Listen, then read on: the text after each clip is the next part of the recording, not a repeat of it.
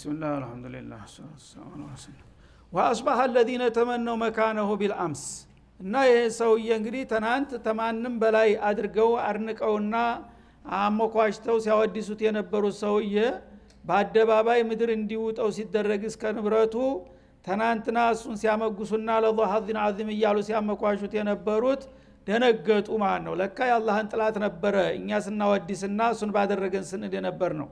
እሱን ባደረገን ብላችኋልና እናንተም ተከተሉት ብሎ ቢጨምረንስ ብለው ደነገጡ ማለት ነው። فاصبح الذين تمنوا مكانه ማለት አይ መንዚለተሁ ወደረጀተሁ የሱን ደረጃ ለማግኘት ሲቋምጡና ሲናፍቁ የነበሩት ቢልአምሲ በተናንትና ሁለት የቁሉን አሁን በድንጋጤ በሱ ላይ በተወሰደው እርምጃ ተደናግጠው ማለት ጀመሩ። ወይ ከአንላህ ጉር ነው ለካ አላህ አሉ። ወይ ማለት የመገረሚያ ቃል ናት። ወይ ከአንላህ የብሱጡ ሪዝቅ ሊመን ይሻእ ጉር ነው አንተ ለካኛ ሳናቅ አላህ ሲሳይን የሚዘረጋው ስጦታን የሚቸረው ለሚወደው ሰው መስሎን ነበረ።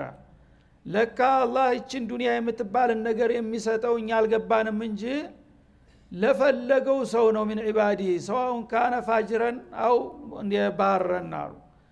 እና ኸይረኛም ይሁን ሸረኛም ይሁን ይውደደውም ይጥላሁም ዱንያን ግን አላህ ለፈለገው ሰው ነው ለካ የሚሰጣት። እኛ መቻወቅን አላህ የወደደው መስሎን ነው እኮ እንደዚህ ያደነቅ ነው አሉ። እና ወይ የሚለው ከሊመቱ ተዓጀብ ኢዕጀቡ ጉድበሉ እንደማለት ነው ማለት ነው በአንደኛው አባባል። በሌላው በኩል ደግሞ ወይ ከአንላህ ማለት አለም ተራ አየህን ተባባሉስ በርሳቸው ማለት ነው። አንላህ አላህ በእርግጥ የብሱጡ ሪዝቀ ሊመን ይሻእ ሲሳይን ለፈለገው ሰው ይሰጣል። ካፊርም ቢሆን ሙእሚንም ቢሆን ሷሊህም ቢሆን ጧሊህም። ለካ እኛ ሳይገባን ዱንያን አላህ ለፈለገው ነው የሚሰጠው። ቢፈልግ ለጥላቱ ቢፈልግ ለወዳጁ የሚሰጣት ነገር ርካሽ መሆኗን ዘንግተን እኛ ግን ለዙ ሐዚን አዚም እያልን ይሄን የአላህን ጠላት ስናወድስ ነበር። ምንኛ ጉድ ሁነናል ባካችሁ ተባባሉ ማለት ነው። ወይ ከአነሁ ላ ዩፍሊሑ ልካፊሩን እና ጉድ በሉ አሁንም በጣም ይገርማል። ለካ ካፊር አይቀናውም። ይሄ ሰውዬ እኛ አናውቅም የአላህ ወዳጅ መስሎን ነበረ። አሁን ግን በሂደት ስናውቅ የጌታ ጥላት ካፊር ሆኖ ተገኘ። ካፊር ደግሞ የፈለገውን ያህል ስልጣን የፈለገውን ያህል ጉልበት የፈለገውን ያህል ገንዘብ ቢቆለልለት በመጨረሻ ፍጻሜው አያምርም። ካፊር ለካ አይቀናውም እያሉ እንደገና መጸጸትና መቶበት ጀመሩ ማለት ነው። ይህንንም ማረጋቸው እንግዲህ እነሱ አላህ ወፍቋቸው ነው ማለት ነው። እንደሱ አብሮ ሳይጠርጋቸው ቶሎ እርምጃ ወሰዱ።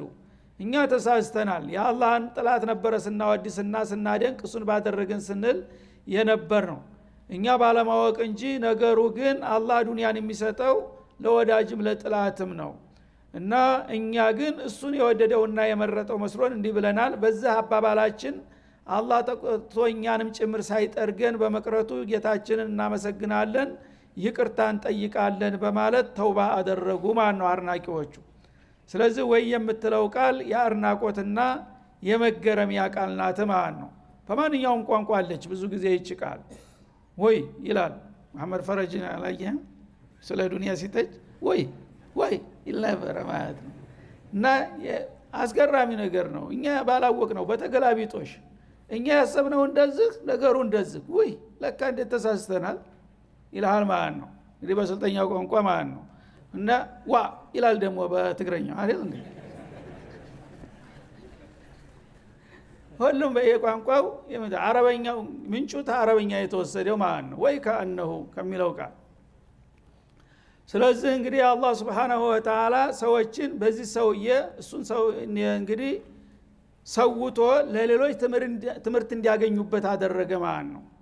ግን በአሁኑም ጊዜ ያ ሁሉ ተረስቶ የሱ አጃቢዎችና የሱ አጨብጫቢዎች ናቸው ዓለምን ሞልተው ያሉት በአሁኑም ጊዜ። የዛ ጊዜስ በቀላሉ ተመለሱ ሰዎች። አሁን ግን የሱ አይነት ሰዎች በጣም ዓለምን ሞልተው እኛንን የዓለም ባለቤት እያሉ እያቀራሩ ሌላው በመድር ላይ ቦታ የለህም እያሉ ነው ያሉት። እነሱን የሚያጅቡና ለነሱ የሚያጨበጭቡት ደግሞ መላይን ሆነዋል ማለት ነው።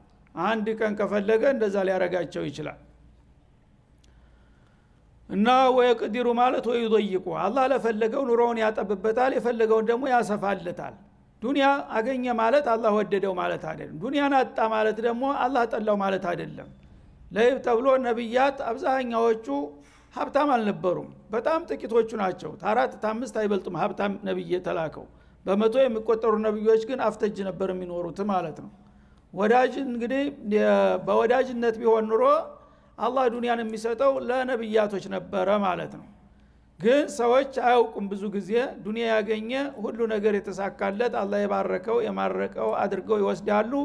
ዱንያ የሌለው ደግሞ የፈለገው ሷሊህ ቢሆን የፈለገው ነብይ ሲዲቅ እንኳ ቢሆን ቦታ የለውም በሰዎች እይታ ማለት ነው።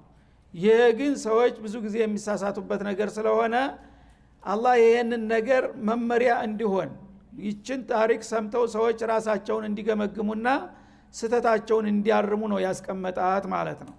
ለውላ አመነ አላሁ ዐለይና አሉ እና አላህ በመልካም ጸጋ እኛን ባይቸረን ኑሮ እኛ መጀመሪያ ትናንትና ይህን ሰውዬ ስናወድስ ስናመጉስ እሱን ባደረገን እያልን ስንመኝ ነበር።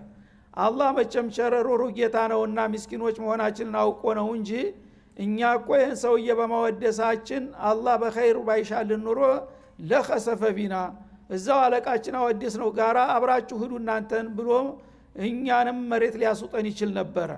ግን እኛን አላህ Subhanahu Wa Ta'ala አዘነልን እንጂ እንደ ጥፋታችን እኮ ቢሆን አልመርኡ ማመን አሐብ ነውና ከጥላቶቹ ጋራ የወገን በመሆናችን እኛንም አብሮን ሊያዳፋን በቻለ ነበር በማለት ተውባ አደረጉ ተመከሩ ማለት ነው። ወይ ከአንሁ ላ ይፍሊሑል ካፊሩን ጉር ነው እኮ ለካ ካፊር ምን ጊዜም ቢሆን አይቀናውም። ለጊዜው ይብለጨለጫል አንድ ሰሞን እሱን የመሰለ እድለኛ ማን አለ እየተባለ ይመጎሳል። በመጨረሻ ግን አይወድቁ ውድቀት ነው የሚወድቀው። ዛሬ አወቅነው እውነቱን እያሉ ተመለሱ ማለት ነው የትናንትናቸው አድናቂዎች። እና በዚህ መልክ ተጠቃለለ ቂሷው። ከዚህ በኋላ አላህ ታቂብ ያደርጋል አስተያየት ይሰጣል ማለት ነው። በዚህ ቂሷ ላይ ምን አለ? ቲልከ ዳሩል አኺራ ሰዎች በዱንያ ላይ የተወሰነ ድል ሲያገኙ አላህ የወደዳቸውና የባረካቸው አድርጎ መውሰድ የተለመደ ነው። ነገሩ ግን ከዚህ ማዶ ነው። ይህ አይደለም ጉዳዩ አለ። ቲልከ ዳሩል አኺራ ያቺ የመጨረሻይቱ አገር ጀነተ ነዒም ማለቱ ነው። ነጅአሉሃ ሊለዚነ ላ ዩሪዱነ ዑሉወን ፊል አርዲ ወላ ፈሳዳ ያችን የዘላለሟን ዙሐዚን ዓዚም ልትባል የሚገባት እሷ ናት። ያችን የመጨረሻዋን ታላቂቱን አገር እኛ የምንሰጠው ለእንዲህ አይነት ጥጋበኛና ምቀኛ ሳይሆን ይላል ሊለዚነ ላ ዩሪዱነ ዑሉወን ፊል አርዲ በመሬት ላይ ያሉ ኩራትን የማያምራቸው ወላ ፈሳድን ጥፋትን የማያሰራጩ ለሆኑት ሙአደብ ሷሊህ ለሆኑት ሰዎች ነው የዘላለሟን እድል ያዝንላቸው ይላል። ይህችማ የተላላዎች ማስተናገጃ ናት። ወልዓቂበቱ ሊልሙተቂን ወልዓቂበቱ ልመሕሙዳ ፊ ዳሪል አኺራ በመጨረሻው ሀገር ምስጉን የሆነና ተደናቂ ድል ለነዛ አላህን ለሚፈሩት ብቻ ነው። እዚህ ዱንያ ላይማ ገንዘብ ያገኘ ሁሉ የአላህ ወዳጅ ነው የምትሉ ከሆነ ተሳስታችኋል። ይህች የተላላዎች መሸንገያ ናት። የዘላለም እድል እሱን የመሰለ እድል የታለ ሊባል የሚገባው በዛኛው ዓለም የሚሰጠው ነውና ያችን ለማግኘት ብትጥሩ ይሻላችኋል ተመጣለልና ከመሸንገል ይላል አላህ Subhanahu Wa Ta'ala። ከዛም አያይዞ ያችን የዘላለም እድል ለማግኘት ምን ማድረግ አለብኝ ለሚል ጥያቄ መልስ ይሆን ዘንድ መንጃ ቢልሐሰነቲ አለ። እዚህ በዱንያ ላይ ያለ የኑሮ ደረጃ የሆነውን ይሁን ዲያም ሁን ሀብታም ሁን የፈለከውን ሁን ዋናው ቁም ነገር ለቋሚው ሀገር ስንቅህን አዘጋጅ። ለዛ ቋሚ ለዘላለም ክብር የሚጠቅምህ ደግሞ ሐሰናት ነው። አንድ ሐሰና አላህን የምታስደስት መልካም ስራ የሰራ ሰው ይላል ፈለሁ ኸይሩ ሚንሃ እሱ ከሰራት በብዙ ጥፍ የበለጠና የተሻለ ምንዳ ይጻፍለታል ይያዝለታል። አንዲት ለምሳሌ ሐሰናት ከሰራህ ቢያንስ መንጃ ቢልሐሰነቲ ፈለሁ አሽሩ አምሳሊሃ እንዳለው 10 ጥፍ ይመዘግብልሃል። ያን ደግሞ ከፈለገ 70 ያደርገዋል፣ ከፈለገ 700 ያደርገዋል፣ 700 መላይን ያደርገዋል ማለት ነው።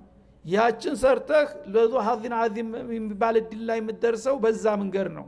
አሁን እሳ አንድ ሽንግል ዝም ብሎ ተላላ ካፊር የተወሰነ ገንዘብ ስላገኘ እሱን ባደረገኝ ምን ፈቅ ምን በለጥ የምትለው ስተት ነው ይላል። ለምን ኸይራት ተሰራም ዙ ሐዚን ዓዚም ለማድረግ ከፈለግ አንድ ሐሰና ብትሰራ እኮ ከዛ ታንተ ተሰራው ሐሰና በብዙ ጥፍ ደራርቤ እሰጣለሁ የዘላለም የማያልቅ የማይደቅ እድል ይላል አላህ Subhanahu Wa Ta'ala። ወመን ጃአ ቢሰይአ መጥፎ ስራ ደግሞ ይዞ የመጣ ሰው እንደ ቃሩን ማለት ነው።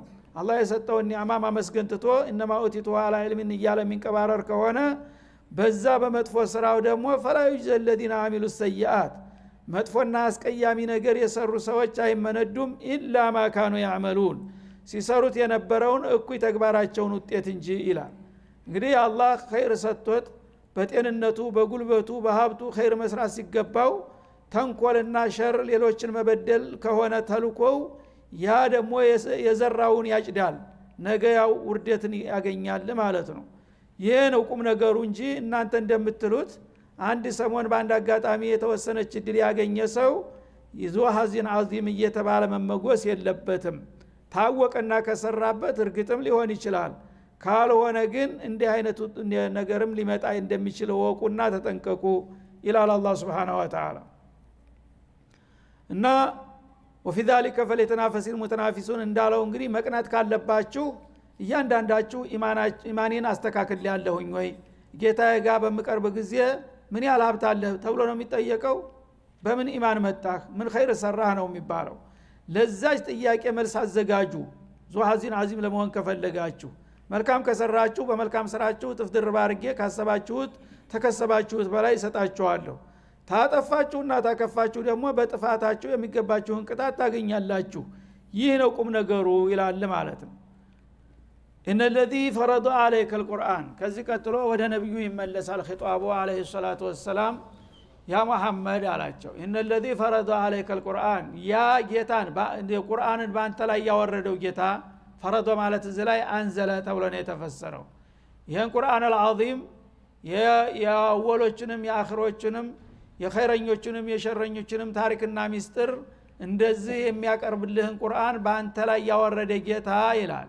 ለራዱከ ኢላ መዓድ ወደ ትውልድ ሀገር በሰላም በዲል እንደሚመልስህ ቃል ይገባልሃል አላቸው። እነዚህ አያቶች በሚወርዱበት ሰሞን ነበር ነብዩ ሂጅራ የሄዱት። ሂጅራ በሚሄዱ ጊዜ ያው የመካ አረመኔዎች መቆሚያ መቀመጫ አሳጥተዋቸው የሚወዷትን ሀገራቸውን በግድ ለቀው እንዲሄዱ ተገደው ወጡ። በሚወጡ ጊዜ ዘልሁለይፋ የሚባለው የመዲና ሚቃት ሲደርሱ እንግዲህ ሀገራቸውን ሽታ አጥተው አዲሱ ሀገር የማያውቁት ሀገር መግቢያ ላይ አፋፉ ላይ ሲደርሱ ማሰብ ጀመሩ። እኔ በቃ ታሁን በኋላ ስደተኛ ሆንኩኝ፣ ባይተዋር ሆንኩኝ፣ ሀገር የለኝም። ሰው ናቸውና ተሰማቸው ማለት ነው በጌታ ትእዛዝም ቢወጡ እና በቃ መካ ቀረች እንግዲህ ካሁን በኋላ የሚል ነገር መጣባቸው ስሜታቸው ውስጥ። ያና ያ ረብ العالمين ስሜታቸውን ለመጠገን ሞራላቸውን ምን አለ ወዳው ጅብሪል ለአሚን መጣና ان الذي فرض عليك لرادك الى معاد አይዞህ ኢነማ العسر يسرا እንዳለው ከችግር ጋር እንደገና ጥሩ ውጤት አለ ወጣህ እንዲው ቀረህ ማለት አይደለም አላቸው። እና ይሄን ቁርአን አውርዶ ለዚህ ዲል ስለመረጠህ ነው ከወገኖች ጋር የተጋጨኸውና ለስደት የተዳረከው። ቢሆንም ምንም አይደለም፣ ይሄ መርሐላ አቢራ ነው የሚያልፍ ነገር ነውና ይሄንን ቁርአን ያወረደና በዚህ ቁርአን ህይወትክን እንድትለውጥ ህዝቦችን እንድትመራ ኃላፊነት የጣለብህ ጌታ ይልሃል አላቸው። ምን ይልሃል? ለራዱከ ኢላ መዓድ ወደ ትውልድ ሀገርህ በሰላም በዲል መልሰሃለሁኝ ወጣህ አትቀርም አይዞህ ብሎሃል ብሎ ብስራት ነገራቸው ማለት ነው። ቁል ረቢ አዕለሙ መን ጃአ ቢልሁዳ እነሱ ጥላቶቻቸው ደግሞ የታባቱ አርፍ አልቀመጥም ብሎ ሲበጠብጥ ይሄው ሀገር አልባ አደረግ ነው መንጥረን አባረን ነው ወትሮውንስ እሱ ፊ ዶላሊ ሙቢን አይደለም እንደ እያሉ ይሰድቡና ይዘልፏቸው ነበር በየአደባባዩ ማለት ነው። ያን ነገር ደግሞ ተሰማቸው። እሳቸው እንዲያወናባጅ እንደ መጥፎ ሰው፣ እነዛ ደግሞ ወንጀለኞቹ እንደ ንጹሃን ሆነው ይኸው ዛሬም እንደሚደረገው ማለት ነው። ንጹሃን በምድር ላይ መቀመጫ የላቸውም እየተጠለጠሉ ባልሰሩት ወንጀል ማለት ነው። ወንጀለኞች ደግሞ ህጋዊ ሆነው እያዘዙ እየተናዘዙ ይንፈላሳዱ ባገር ላይ ማለት ነው። እና የዛ ጊዜ የአላህ ነብይ እንግዲህ ተሷሃቦቻቸው ፈልሰው በሚሄዱበት ጊዜ ይሄው እነሱ በወንጀላቸው ነው እንደዚህ ሆነ የታባታቸው እነዚህ ማራሪዎች ክብረ ቢሶች ይባሉ ጀመረ ማለት ነው። ወትሮም እኮ ስተተኛ ነው ብለነው አልነበረም እንዳይሰማ ታዳ ይሏቸዋል። አላህ ምን አለ ምስክርነቱ ስተተኛው ማን እንደሆነ ያውቃል። ቁል ረቢ አዕለሙ መን ጃአ ቢልሁዳ ቀናውንና ትክክለኛውን መዳኛ አቅጣጫ ይዞ የመጣውን ጌታ ያውቃል እናንተ አይደላችሁም በላቸው። ሁዳ የመጣው እኔ ነኝ፣ ግን እናንተ ገልብጣችሁ እናንተ አህለል ሂዳያ እኔን አህለል ዶላል ብትሩ ይሄ አፍ ያለው ሁሉ የፈለገውን መናገር ይችላል። እናንተ እኛንን መህዲዮቹ አንተ ነህ ዷል ብትሉኝ ረብል ዓለሚን ግን ይሄን አይልም። የኔ ጌታ ሂዳያ ይዞ የመጣው ማን እንደሆነ ከኔና ከናንተ እሱ ያውቃል። ወመን ሆ ፊ ዶላሊ ሙቢን ጭልጥ ባለ ስተት ውስጥ የተዘፈቀው ደግሞ ከኔና ከናንተ አላህ ነው የሚያውቀው ብለህ መልስ ስጣቸው። ከዛ በኋላ እኔ በተግባር ውጤቱን አሳያቸዋለሁኝ። ለጊዜው ግን ጥላት ቢደሰት አንተ መጨነቅና ማፈር የለብህም። ያው ዛሬ ወጣህና ያጣሃትን አገርህን በሰላም በዲል መልሻ አስገባሃለሁ። ዛሬ ሲስቁ የነበሩት አንገታቸውን ደፍተው አፍረው ይመለሳሉ። አንተ ደግሞ በደስታ ትመጣለህ ብሎ ውሳኔ ሰጠ። ይሄ ራሱ ሙዕጂዛቲል ቁርአን ነው። ከ8 ዓመታት በፊት ነው ትንቢዩ ተነግሮ ልክ ሲወጡ ነው ይሄን ያላቸው። በ8 ዓመቱ ያ ትንቢዩ ተረጋግጦ ትናንትና እንደዛ ሲስቁ ሲሳለቁ የነበሩት የት ልግባ ብለው አንገታቸውን ደፍተው ተሽመድምደው ይቅርታ መጠየቅ ጀመሩ። ነብዩ ደግሞ በደስታ ላኢላሃ ኢላላህ ወህደሁ ነሰረ አብደሁ ወአዘ ጁንደሁ ወሀዘመ አልአሕዛበ ወህደሁ እያሉ በጌታ መፈከር ሊገቡና መከተል ሙከረማ ሊረከቡ ቻሉ ማለት ነው። ይሄ እንግዲህ የሰው ቃል ቢሆን ኑሮ ሰው ይመኛል መቼም የማይሆንለትንም በህልም ዳቦ እንደሚባለው ይሆንልኝ ይሆናል ምናልባት ይቀናኝ ይሆናል አገሬ መለስ ይሆናል እያለ ይመኛል። ስለተመኘ ግን ይሳካለታል ብዙ ሰው። አላህ ግን ወዕድ ላ ይኽሊፍ ضمان ሰጣቸው ማለት ነው። በቅርብ ጊዜ በዲል ትመለሳለህ አገርክን ትረከባለህ አትበሳጭ አይዞህ አላቸው። እንዳለውም አደረገላቸው ማለት ነው። ወማ ኩንተ ተርጁ አን ዩልቃ ኢለይከ ልኪታቡ ኢላ ረሕመተ ምን ረቢከ አለ። ይህን አባባል ደግሞ ለማረጋገጥ አላህ ስብሓንሁ ወተዓላ የራሳቸውን ቅርብ ታሪክ በእማኝነት ይጠቅስላቸዋል ማለት ነው። አሁን አንተ ያው ጥላቶች ባደረሱብህ ተጽዕኖት ሀገር ተፈናቅለህ እንድትወጣ ተደርገሃል። አገሬን አጣሁኝ ብለህ እያዘንክ ነው። አገርህ ለመመለስ እየናፈክ እየቋመትክ ነው። ይሄ ቀላል ነገር ነው አለ። ከዚህ ይልቁንስ አንተ ይሆንልኛል ብለህ ያላሰብከውና ያልገመትከውን ነገር አድርጌልሃለሁ አይደለም እንዳላቸው እና ያንን ትልቅ ነገር የሰጠ ጌታ ይህች ምንድናት? ወማ ኩንተ ተርጁ አን ዩልቃ ኢለይከ ልኪታብ። እስቲ ወደ ኋላ መለስ በል። አንተ በወጣትነት ያለ 40 ዓመት በፊት አንተ ነብይ ሆናለሁ የዓለም ነብይ ሆናለሁ ብለህ ህልም ነበረህ ታቅ ነበር ይላል። ይሄ ኪታብ ተወርዶልህ በዚህ በአላህ ኪታብ አማካይነት የዓለም አለቃ ይሆናለሁኝ የሚል ተስፋ ነበረ ወይ ትናንትና አለ። ይሄ የለም እና ማ ኩንተ ተድሪ መልኪታቡ ወለል ኢማን ይላል ሌላው ቦታ። ኪታብ የሚባል ነገር የአላህ ኪታብ ምንም አታቅም፣ ኢማን የሚባል ነገር አታቅም ነበረ። ከዛ ምንም በህልምህ እንኳን ያላሰብከውን እድል አላህ በዓለም ቁንጮ ላይ አስቀመጠህ አምጥቶ ሳታስብ። ያንን ያደረገልህ ጌታ ዛሬ ጥላቶችህን እንደገና አዋርዶ አንተን ቦታ ማስያዝ ያቅተዋል ብለህ ታስባለህ? ይህ በቀላሉ ነው። ትልቁን እድል መጀመሪያ ሰጥቻለሁ አይደለም እንደ ይሆናል ተብሎ የማይታሰበውን ይላል።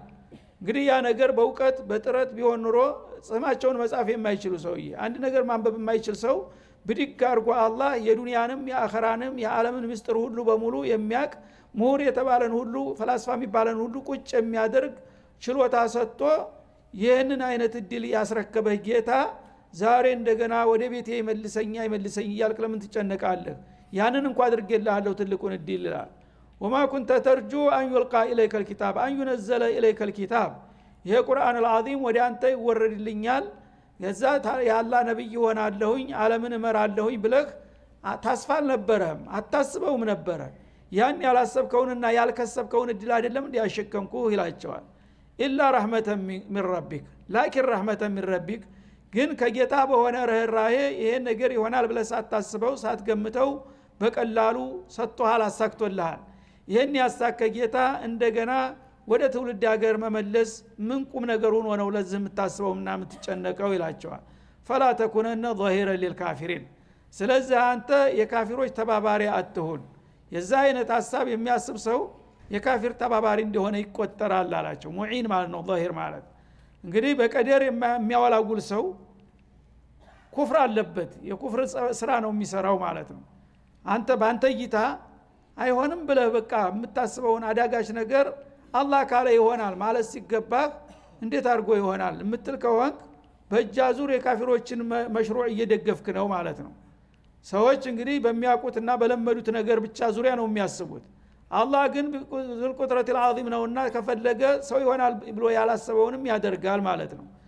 فلا تكن ظهير للكافرين ማለት ለካፊሮች ተባባሪ አትሁን። በሌላ በኩል ደግሞ ለካፊሮች ተባባሪ አትሁን ማለት ሙጃመላ አታድርግ እነሱ ጋራ።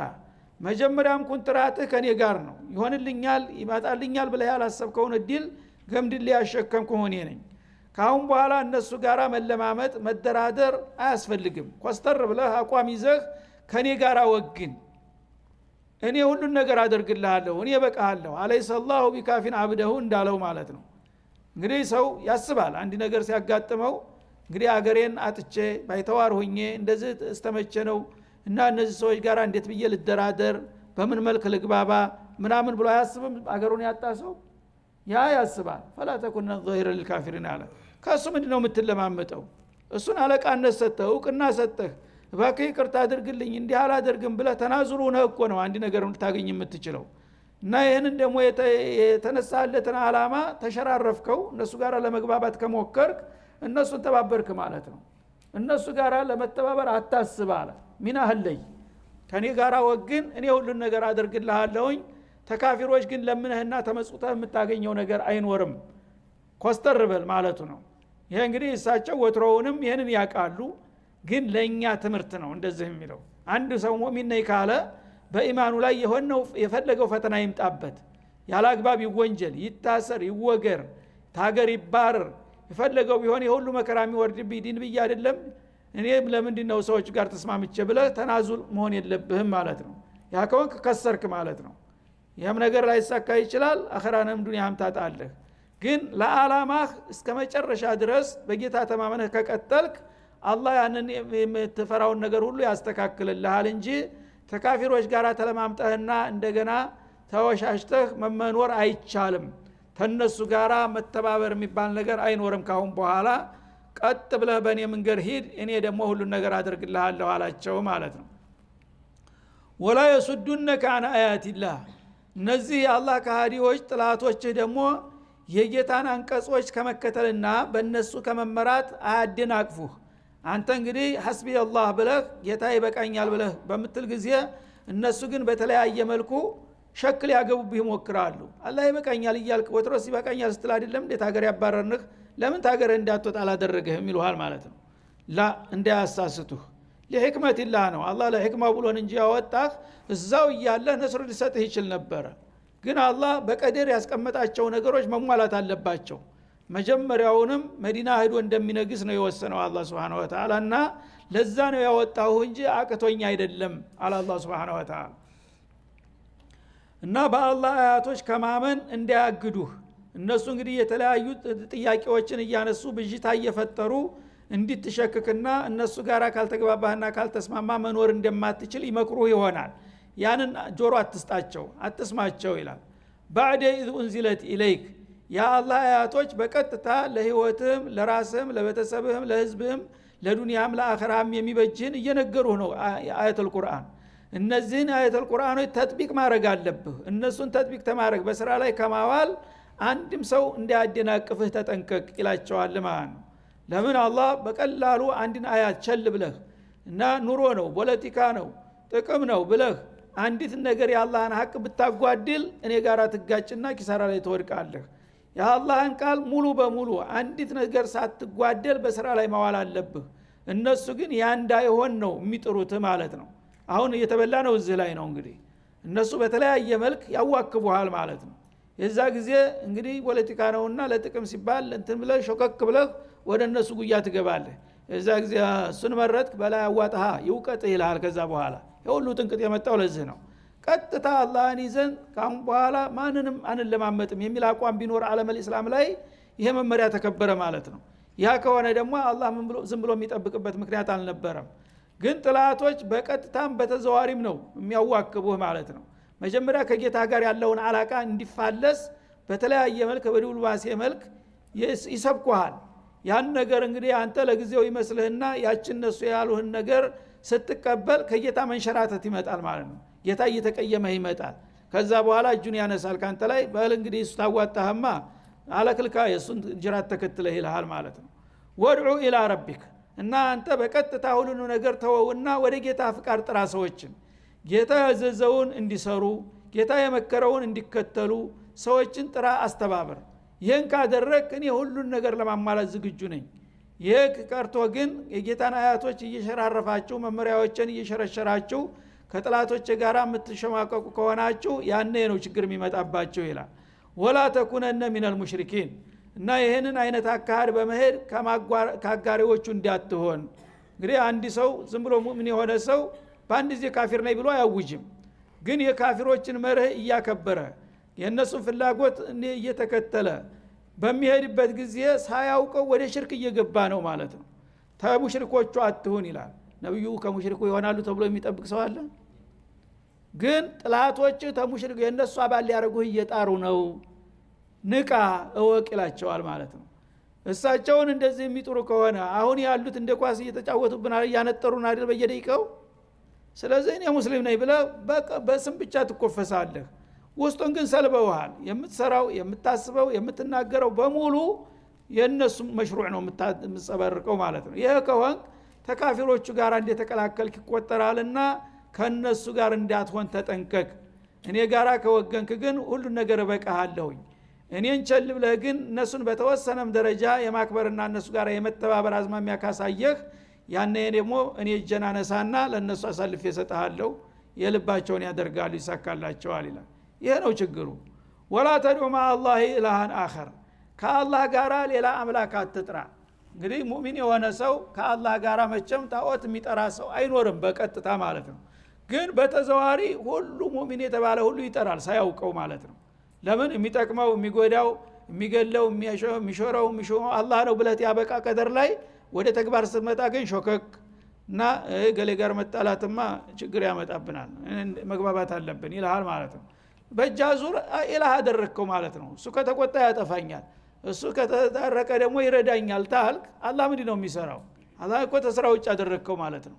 አላህ አለኝ የሚለው ይቀርና በቀጥታ ያው የነሱን መሽሩዕ የነሱን ምክር የነሱን ፍላጎት እያሟላህ በመጣህ ቁጥር ከነሱ ጋር ወገንክ ማለት ነው።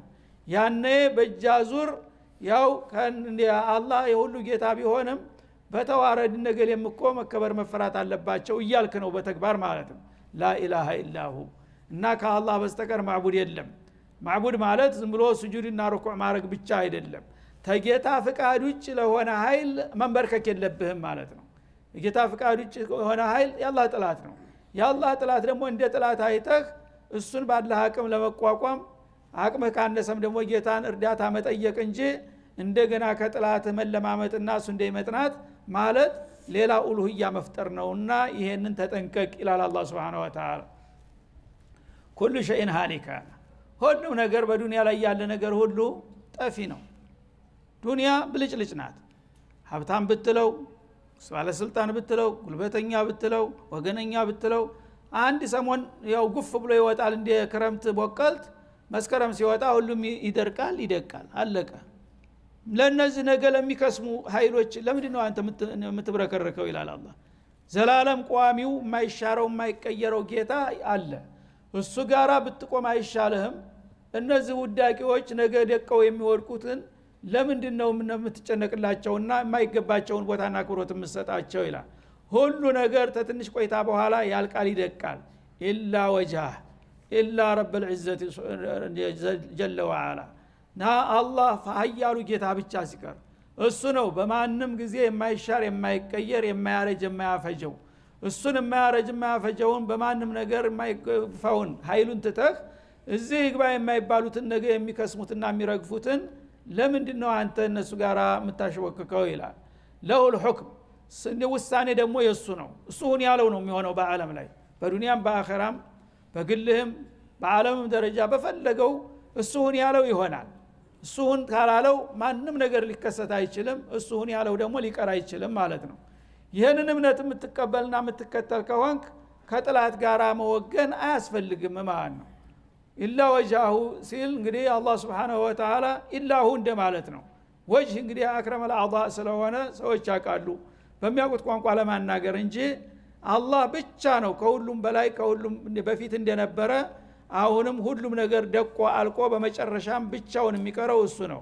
ሊመኒል ሙልኩ اليوم لله الواحد القهار እያለ ማለት ነው።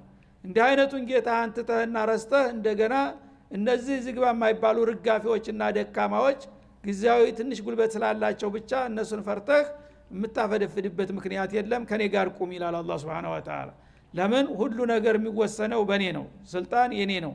እኔ ሁን ያልኩት ይሆናል ቅር ያልኩት ይቀራል ውደቅ ያልኩት ይወድቃል ተነስ ያልኩት ይነሳል ማለት ነው ወኢለይ ትርጀዑን ሁላችሁም ደግሞ የሰራችሁን ሰርታችሁ ያደረጋችሁት አድርጋችሁ በመጨረሻ ወደ እኔ ትመለሳላችሁ እኔ ችሎት ላይ ነው የምትመጡት ያን ጊዜ ኢን ኸይረን ፈኸይር ወኢን ሸረን ፈሸር የሥራ ውጤታችሁን አስረክባችኋለሁኝ ቁም ነገሩ ይሁን ወያለ እንደገና ግዚያዊ የጉልበት ያላቸውን ተሚገባቸው በላይ ያደነቃችሁና ያያጀባችሁ እናንተ ጥፋት ላይ መውደቅ የለባችሁም ከኔ ጋራ ብትሆኑ ይሻላችኋል ዛሬም የምወስነው እኔ ነኝ ሁሉን ነገር የማደርገው መጎዳው መመጠቅመው ነገም ደግሞ ተነስታችሁ እኔ ፊት ቀርባችሁ ነው ፍርድ የሚሰጣችሁ እንጂ ማንንም ሊያዲናችሁና ሊገላግላችሁ የሚችል እንደሌለ ነው እያለ ነው አላህ Subhanahu Wa Ta'ala ስለዚህ እንግዲህ ይህች ሱራ በአጠቃላይ በመጨረሻም ደግሞ ተቃሩን ቂሷ አንስቶ መጨረሻ አካባቢ ድረስ ያለው